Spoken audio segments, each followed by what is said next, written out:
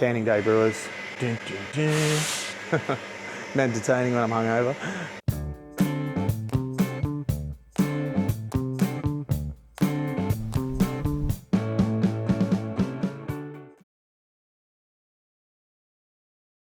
Hi brewers, today's canning day and we're going to walk you through the whole day. We're going to can 20 layers, so it's 389 cans to a layer, so it's roughly about 10,000 cans.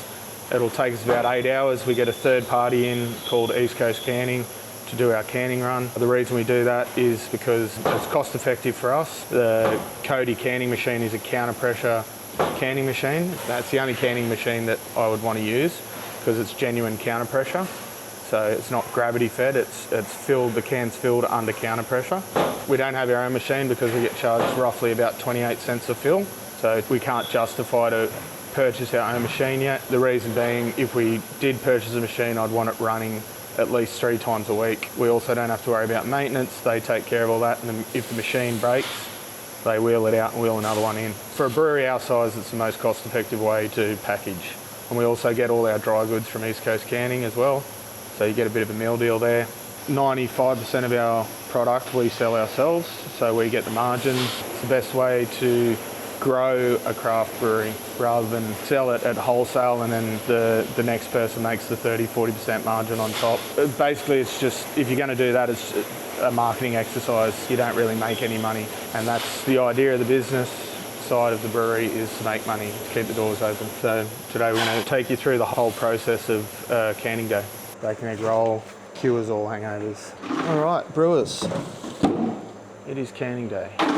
Both the camera lady and myself are hungover because we've got to grow up.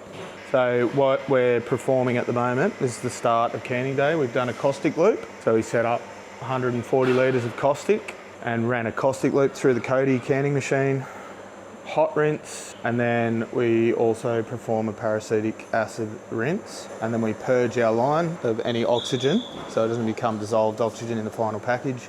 This is the way we do things here, and it's the best way. Fuck knows. I think it's hard to do a YouTube fucking not hungover. All right, so we're going to start with the furthest tank from the canning machine, and we're going to set up a loop system so we can clean the whole line, do our CIP rinse, do our sani rinse, do our hot rinse, and then purge the line of any oxygen so it doesn't become dissolved oxygen. So this is the furthest tank from the Cody. So this is our caustic in, and that's what we perform our hot rinse and our sanitizer loop into this point, and then we can shut that off once we're done. Then we can introduce the CO2 to purge the line, and then every tank we're canning is going to have a T, and it'll also have a butterfly valve behind it so we can shut that off and work our way back from the furthest tank. This way we don't have issues with sanitation. We don't have to change hoses to every tank. Okay, so this, brewers, shows you the whole loop. You can see at every uni tank we've got a T-piece and a butterfly valve. That allows us to shut off the butterfly valve and pull from that tank. It also allows us to close the tank off and then purge through the line with the CO2, so it can run all the way with the CO2 and not waste product. We got shit stains coming, look at this. So we're purging the line now, brewers. So I'm going to run our CO2 through our dissolved oxygen meter. So we know we've purged out the line to 0. So we didn't know our percentage of oxygen that was still left in the line until we had me mate Bev, so 0.13%. So we're just going to dump the cone on the Earl Grey Sour because we're picking up a bit of trub off the bottom.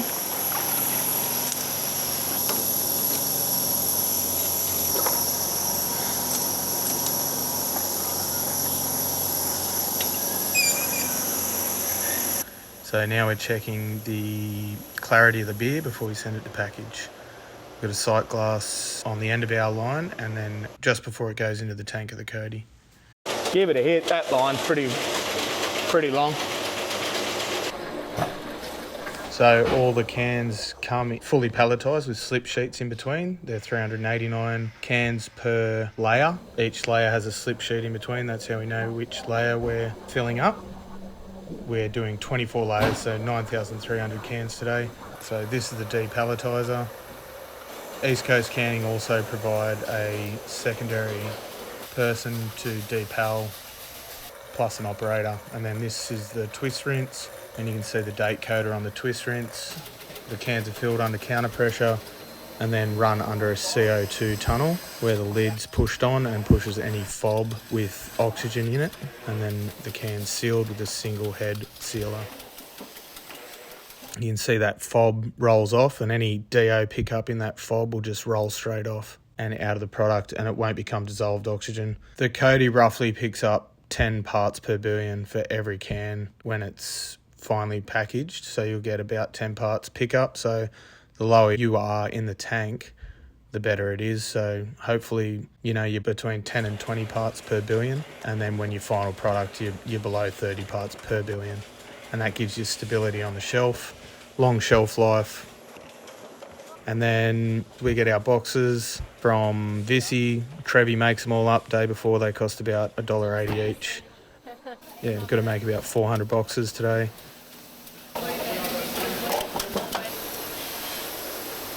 Happy with that. Thanks for watching. Thanks for the support of the channel. If you haven't subscribed, do us a favour and subscribe. It helps us grow the channel. Hooroo. See you on the next vid. No, it's really good. Thank you. Hooroo. We're still canning too, brewers. Roll the credits. Hooroo.